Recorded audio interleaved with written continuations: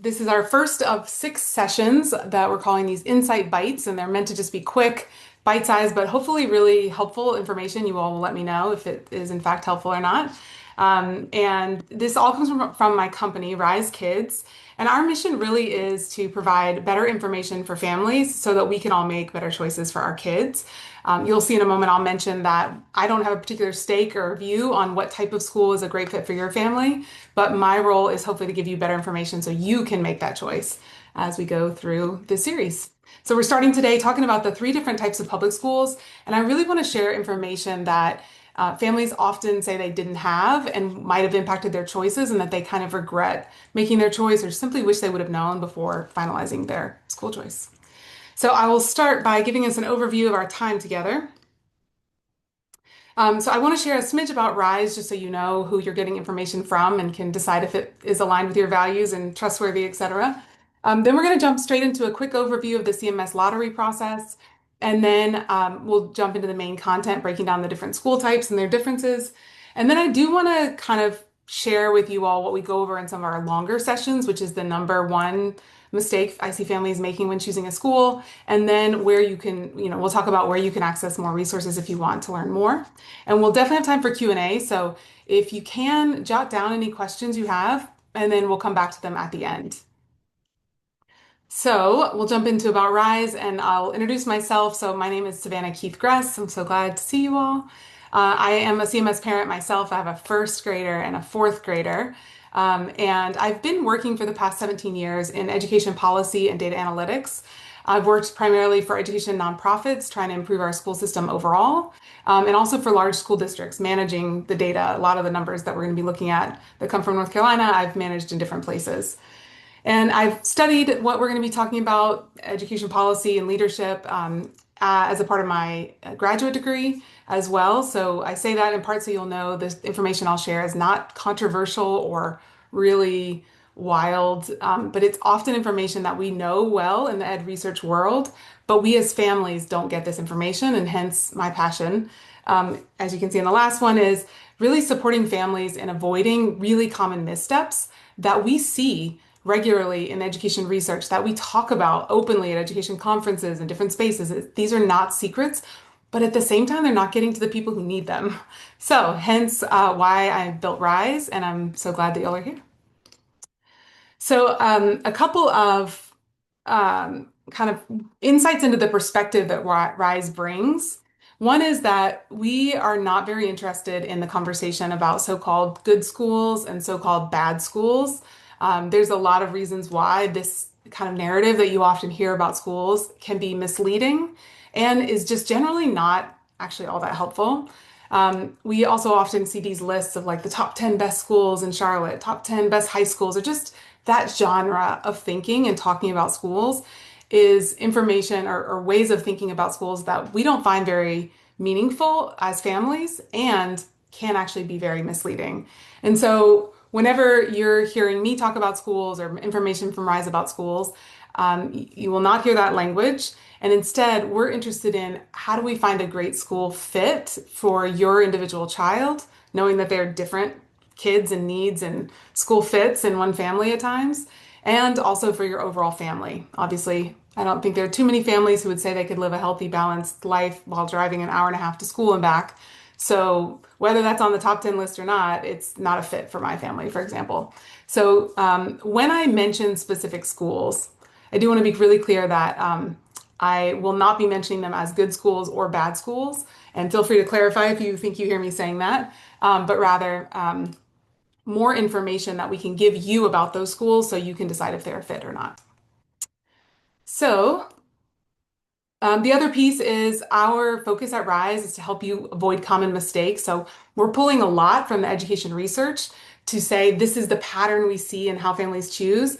And also, I've worked now with over 200 families, helping them navigate their school options. And so I have a whole repertoire of common mistakes that I see families making that we want to share with you so that your family can kind of dodge those lessons learned the hard way. And then lastly, RYSE tends to be oriented more towards public schools, but we say we're appreciative of all school types. If public schools are not serving your child well, and there's a private school that is going to serve your child well, then We 100% understand your job is to do the best thing for your child. The reason why we're more public oriented is actually because the best information that we have about school effectiveness is available for public schools and just isn't available for private schools. So we're sort of limited in how we can support you in understanding your private school options. Although today, in fact, we have the possibility of getting to talk a little bit about private schools if time allows. We do try to share research with families to inform your question asking, but the specific data and information that we would normally use is just not available. Okay, that's all about RYSE. We can share more another time, but I know we want to get to the good stuff. So let's look at the CMS lottery. So I imagine a number of folks are already well into this process, but if you're not, that's okay. It's not at all too late. I'm going to share some information about the CMS Choice Lottery, and you should know this only refers to CMS magnet schools. There are about 70 magnet schools in CMS, or more than 70 magnet schools in CMS. And so the process I'm speaking to now is for those schools. It doesn't include charter schools, which have their own independent processes. And we won't summarize those here because they vary so dramatically. And the best way to get information on those is to go to each individual charter school, reach out to the school to find out their deadlines, etc. So the main kind of steps in the process are to first enroll your child in CMS if they're not already enrolled.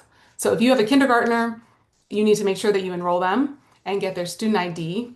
If you have a child who's been in a charter school and is now going to join a CMS school, or you're at least interested in going through the lottery for them, that child also needs to be enrolled in CMS to be a part of the lottery.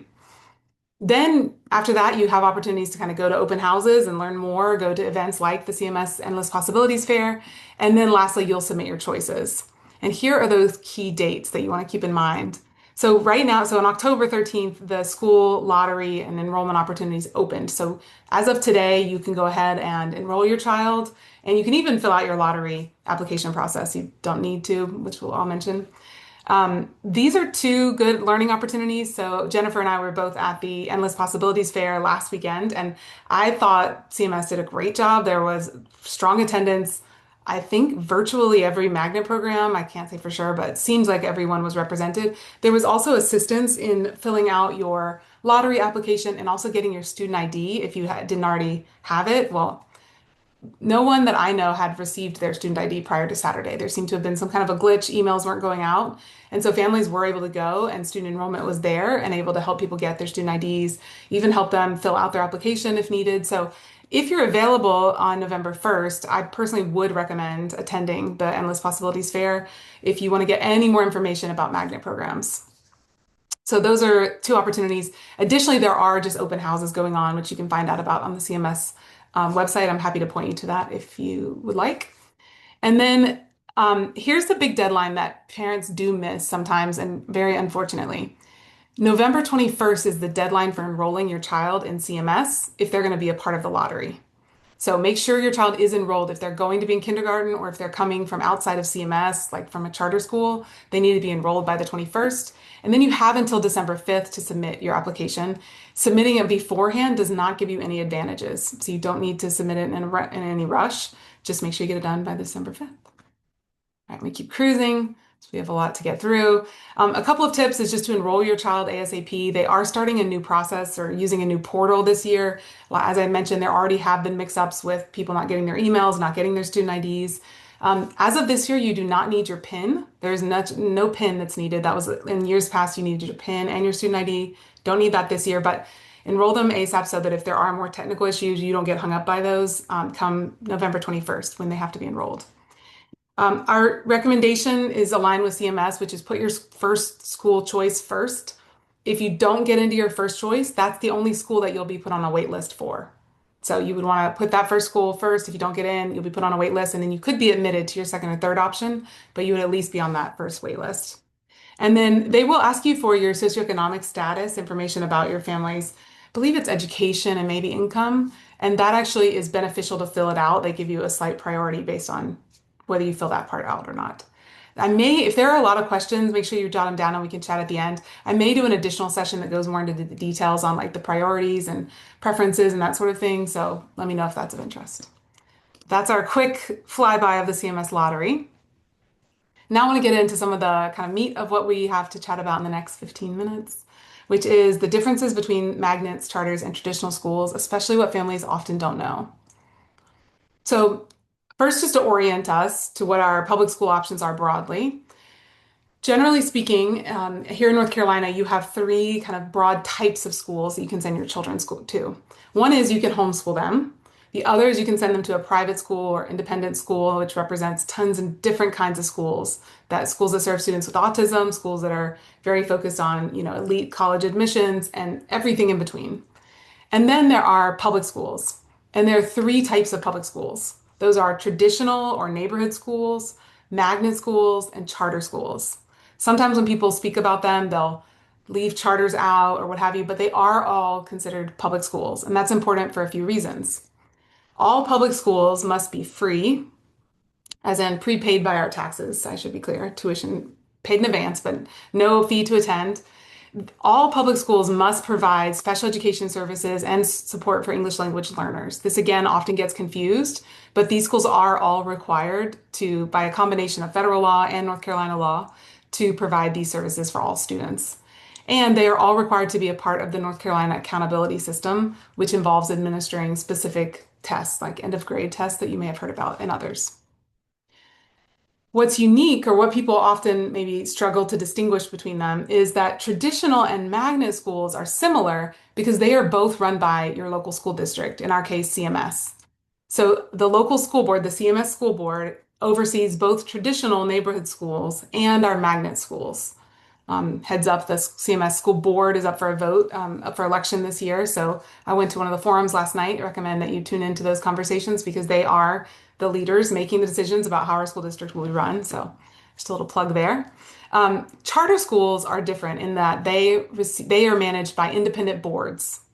So charters were created as a part of the education system to be kind of the space for innovation. So we'll talk about this more in a minute, but they're released from a lot of the same requirements that magnets and traditionals have to uphold.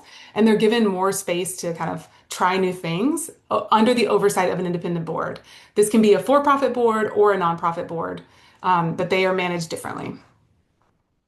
All right, so with that, let's jump in and look at our traditional neighborhood schools. So as I mentioned, these are your neighborhood schools or your zoned schools. You are entitled to enroll in your zone school at any point. This is your guaranteed public school option. So all of us have an elementary, a middle, and a high school zoned school for our children. These are managed by the local school board, so CMS. They are typically more of a generalized education curriculum, but some of them do have additional specialized programming. They may have more of an arts focus. They may offer advanced programming your child can opt into.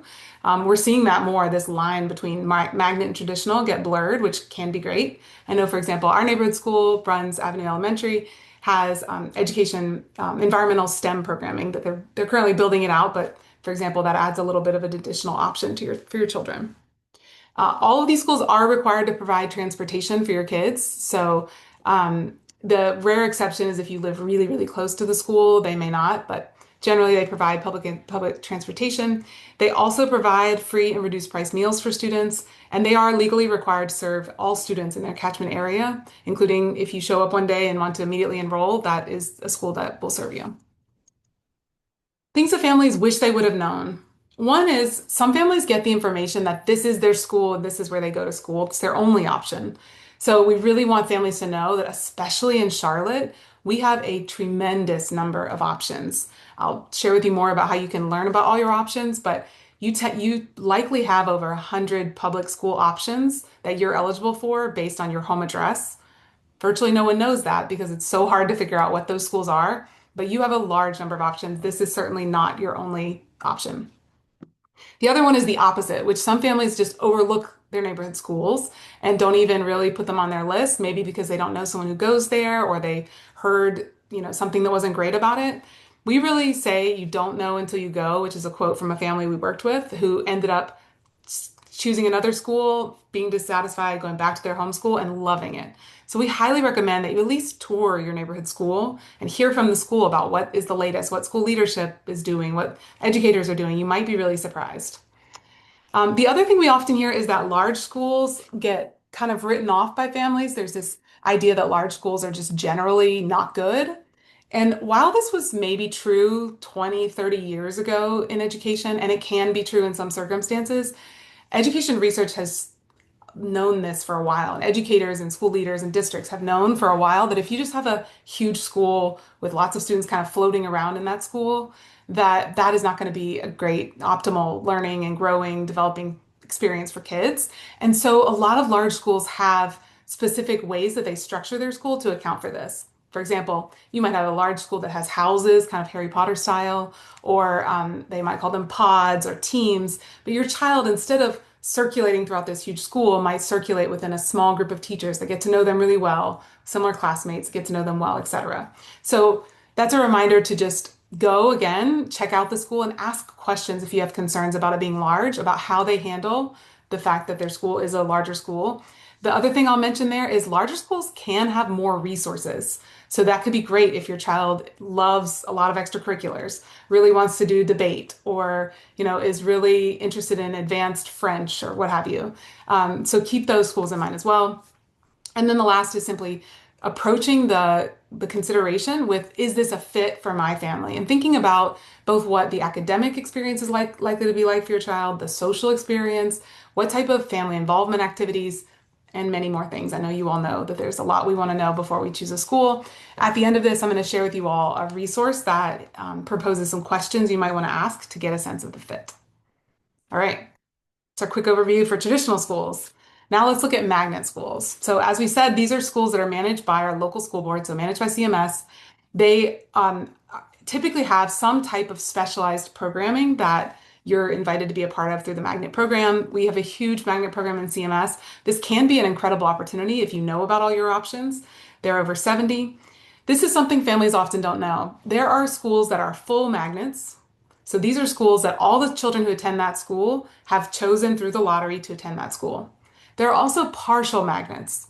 Partial magnets mean some students are admitted because it's their zoned or neighborhood school, and other students are admitted because they chose through the magnet process.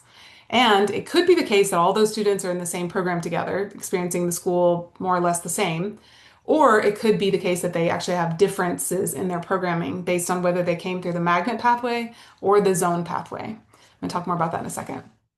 But you don't usually hear people talk about full or partial magnets, but it may come up for you as you go through your search and say, wait, that's my neighborhood school. Why are they saying it's a magnet? It could be that it's a partial magnet.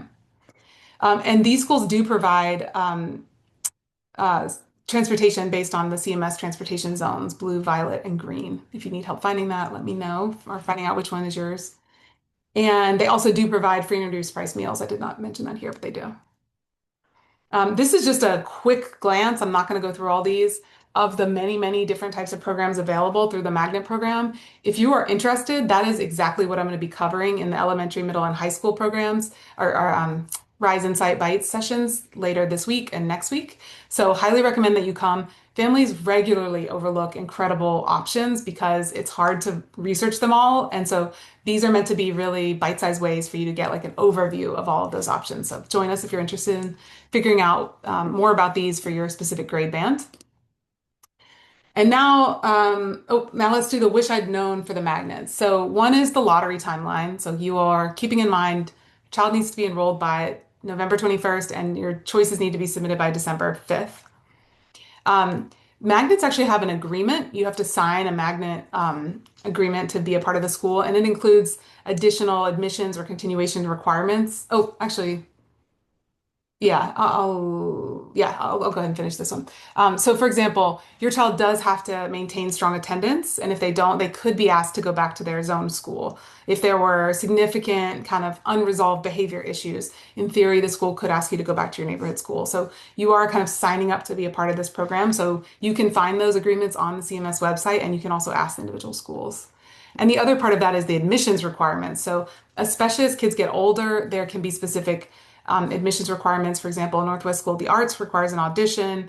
Other schools require students to have completed certain programming, classes beforehand, or to have certain academic track record, maybe to be in the advanced pathway, et cetera. So you just want to ask schools, again, this will be on the resource I'll give you, but you want to ask if there are any admissions requirements.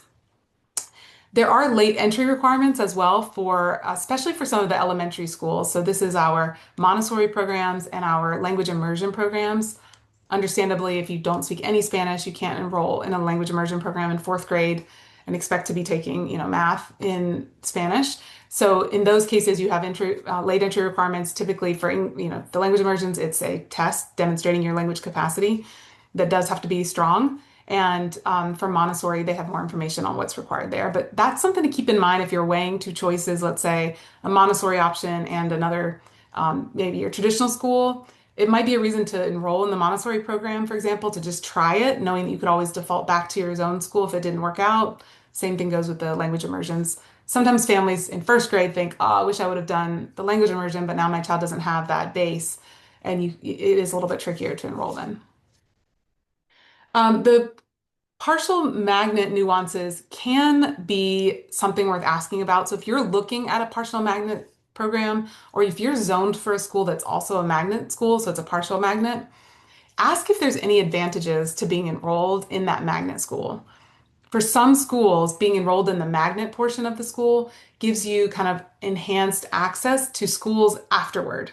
So, for example, I know one of our schools that is an IB. Am I saying that right? Yes. One of our schools that is an IB or a talent development elementary school. The experience day to day isn't necessarily all that different for students, but after they complete that elementary school, they actually have more priority for getting into the IB middle school and the IB high schools, the programs that have IB high schools. So if you're looking at a school and you think it might be a partial magnet, be sure to ask that school, is there any reason I should enroll via the magnet program versus being a zoned student? And just make sure you know what's available there. The other is, and this one's really important, you really want to hear about the program at the school, and that should be a part of your consideration. But the other part is, how effective is the school in implementing that program? I see very often, particularly for advanced learners or gifted learners, that families hear that a program is a talent development program, which is the CMS word for gifted and talented, or an IB program, which is International Baccalaureate, which is also advanced, and automatically kind of assume that therefore not only does it aspire to that, but it does that well. Like this then would be good for my child. But that is often not the case. One of our RYSE Insight Bite sessions is specifically focused on the ways that looking for a school for an advanced learner can make you more likely to be misled. I'll go through all that during that session. But this is kind of a related aspect of it. So you have a magnet school that says we support advanced learners. Great. Now your job as a parent is to do that due diligence and figure out, do they do it well? Is it currently working well in that school? And I'll share with you a little bit more how to do that as we go through. And then the other thing that people often don't know about magnets, and this is particularly meaningful for middle and high schools, is that magnets can be, not always, but can be smaller and often do not offer extracurriculars like having a big football team or having a big band experience or a drama club or other things like that. But very often there is a partnership between the magnet school and your home school. So your child can actually participate in athletics and extracurriculars at your home middle school or your home high school. So I know that's the case. Our kids are enrolled in a language immersion magnet school, and in middle school, students are eligible to play volleyball and do soccer at the middle school that we're zoned for. And the students, have said to me that it's a great experience. They kind of get double the friends. So a little bit different than when I was growing up, but good opportunities there. Okay, I'm going to go to our last one in this area. I'm realizing we're running low on time. So now we talk about charter schools. There's typically a lot families don't know here. So I really want you all to have this info. One is, as I mentioned, they're managed by nonprofit boards or for-profit boards, could be either. And just to be clear, that's regular people who signed up to be on a board. Doesn't make them great at running schools, doesn't make them not great at running schools. And we'll talk more about, like, we actually have a lot more due diligence to do as families, and that can include understanding better who's on the board and what expertise do they have when it comes to providing oversight for a school. The big thing with charters is they have broad flexibility. So this allows that innovation I was talking about earlier, allows them to try totally new things, new curricula, new ways of staffing the school. But it also means they have less oversight. So they have many, many, many fewer rules that they must adhere to than our traditional and magnet schools. So they can have a totally different curriculum. They can have up to 50% of their teachers not have qualifications. Something to keep in mind. They may or may not be providing transportation to families. That's something to ask about. I would say more often than not, they don't, but in some cases they do. And they may or may not provide free reduced price meals. So also something to ask about. And they are not a part of the CMS lottery. So this is kind of your own due diligence on the timeline and steps to be admitted. Okay.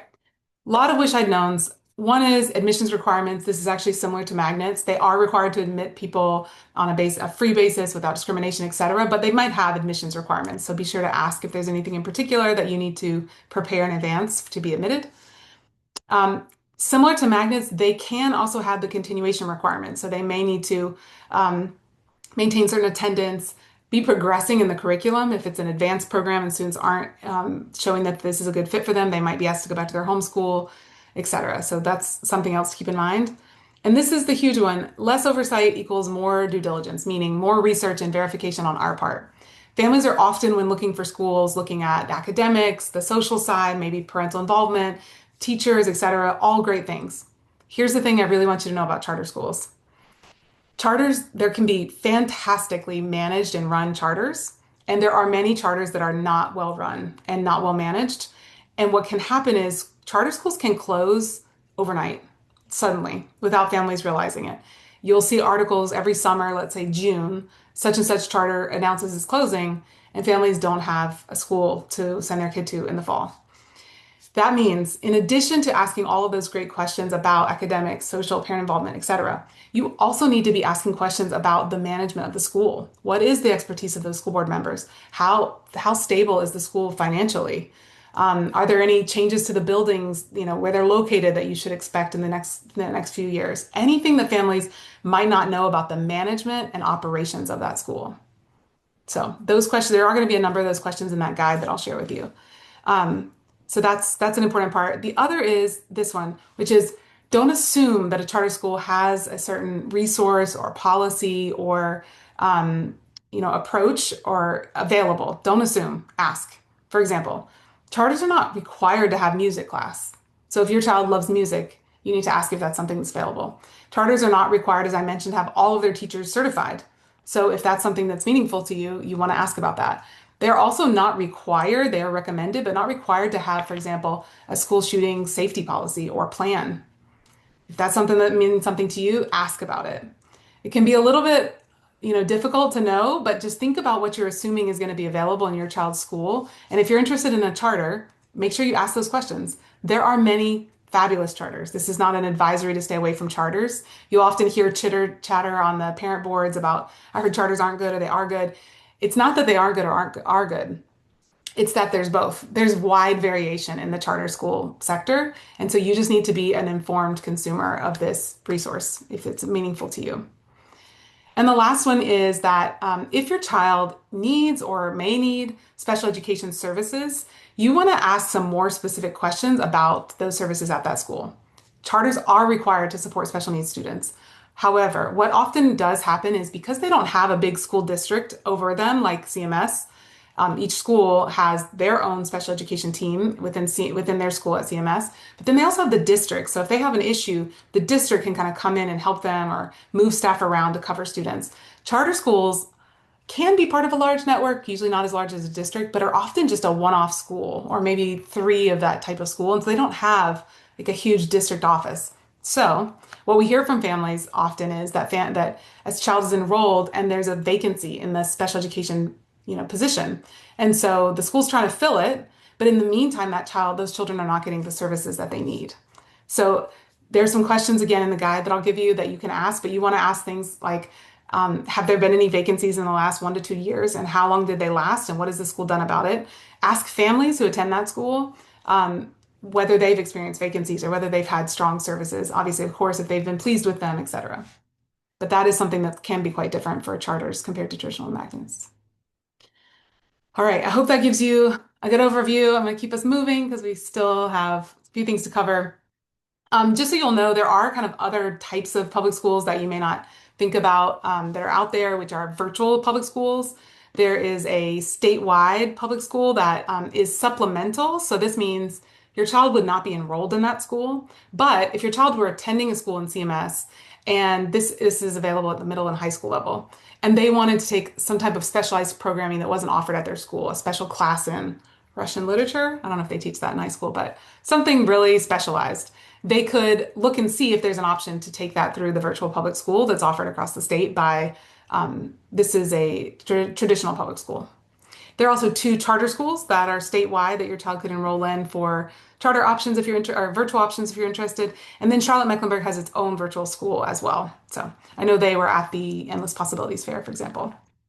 There is also a what we used to call military school growing up. It's called Tar Heel Challenge, the NG standing for National Guard. It is for students ages 16 to 18 who are trying to re-enroll and complete high school. There's also the North Carolina School for the Deaf and the Governor Moorhead School for the Blind. There's also a specific program within CMS called Horizons, which is for what you might hear called twice exceptional students sometimes, which means students who have strong academic, express kind of academic potential, and also have additional needs beyond that. So some type of learning or effective challenge as well. So you could look into that if that is of interest to you or your family. And lots of other interesting magnet programs and nature schools, lots of interesting options. Like I said, come back to the next sections and we'll learn about those. Okay, we won't have time to go into these, but if ever you are interested in a session about private schools and what the research suggests broadly and what types of questions we recommend you ask, let me know. We can do that session another time. I don't go into homeschools because that's not my domain of expertise. I can give you an overview, but not too much more. Okay, so now I just want to give you quickly the one school selection mistake, and then we'll turn to question and answers. So it's obviously a little dicey to say this is the one big mistake, but I think that me and a slew of researchers would shout the same thing, which is the number one school selection mistake is actually using school ratings. Here's one research paper that I quote in our longer presentation, which is when families turn to test scores for information, and by the way, ratings are 80% or more test scores. That's almost all they tell you. They are likely to end up with a picture that is both incomplete, number one, and most importantly to me is inaccurate. So I go through this in our RYSE Live workshops, which I'll tell you about in just a minute, about like dive into this in more detail. But I do want you all to be very cautious about using gradeschools.org, US News and World Reports, Niche, and unfortunately, even the state of North Carolina's school ratings when they're being used to tell families about the effectiveness of the school. If you use them, there are some meaningful uses for achievement score-based ratings for school board members and other people working on the education policy side. But for families, this leads us, you can see here, when families turn to test scores, this gives us incomplete and inaccurate information. So all I can do now is give you the plug because the explanation is much longer. But on that note, I'm going to tell you about a way you can get the longer answer to that. First of all, here's the guide that I mentioned. So I will share this with you all via email after our session today, where I go through specific questions you can ask. And I do include in here, I think I can show you even, specific questions for private schools and for charter schools, magnet schools, etc. So you'll have that available. The other is these RYSE Live workshops. So they're an hour and a half. And we only have 4 left this year. So if you are interested, I recommend you enroll sooner than later. And this is where we go through in way more detail the ways that families get misled. We specifically look at a hypothetical story of Ava's family, which is a compilation of many, many, many, many families I've worked with. And we go through their family school choice process. That's very intensive. And then notice Ava's little face gets kind of sad. We talk about how it did not work out well for their family. And then we go through why. Because honestly, I feel like Ava's family went above and beyond, and still they chose a school where Ava wasn't being challenged, and they ended up leaving the public school system because of it. This is a very common story. So that's why I've kind of pulled it apart and made it available to families. Would love for you to come and learn more. We'll talk about other questions, including is CMS a strong school district? What information in particular is misleading? It's not just the ratings, unfortunately. What you should use instead, and what the research says matters most, along with like a suggested process for how you can actually put that into action for your family. And then maybe most exciting for me because it's brand new, we just released our RYSE Explorer last 2 weeks ago, maybe. And families have been using it, which has been really fun. It provides the information. I'm actually going to jump over to it. You can get there by going to go.rysekids.com, and it provides the information that is meaningful when looking at schools. So this, I'm giving you an alternative to those darn ratings. And there's a couple things I want you to know about it. We'll wrap up quickly. I know we want to do questions, but one is this is the only place in Charlotte where we can get our complete list of our public school options. So when you sign up for your RYSE My List, you will put in your address and it will give you this My List of all your options. You can see for my family, you can look at my zoned schools. We are zoned for West Charlotte, Bruns Avenue, and Ranson. And then you can also see the 122 charter, magnet, and traditional schools that were zoned for within 30 miles. And then, of course, we give you things like filters so you can narrow down to like, I'm not driving that far. So, for example, this might be my more reasonable set of options. And then there are tools you can use to kind of create your own little short list and much more. Very excited for y'all to have this. I hope that we find it useful. And lastly, your last resource is the rest of the RYSE Insight Bite sessions. I hope that this one's been useful and gave you some information you might have otherwise not known. And we have the whole rest of our series coming up. So we're going through our high school options on Thursday. Next Monday, we're going through our elementary school options and then our middles. And then we're going to focus in on how you can use that RYSE Explorer in particular to better understand options for students with special needs, students who are advanced learners, but also students based on racial identity groups where we know, unfortunately, we're not all having the same experience in our public school system. So if you want to know where Latino students are being well supported, or Black students are being well supported, and much more, these sessions will give you a sense of how to use the tool for those purposes. All right, and with that, I will say, I believe, oh, that's actually the end of our presentation. So I'll say thank you and then open it up to questions.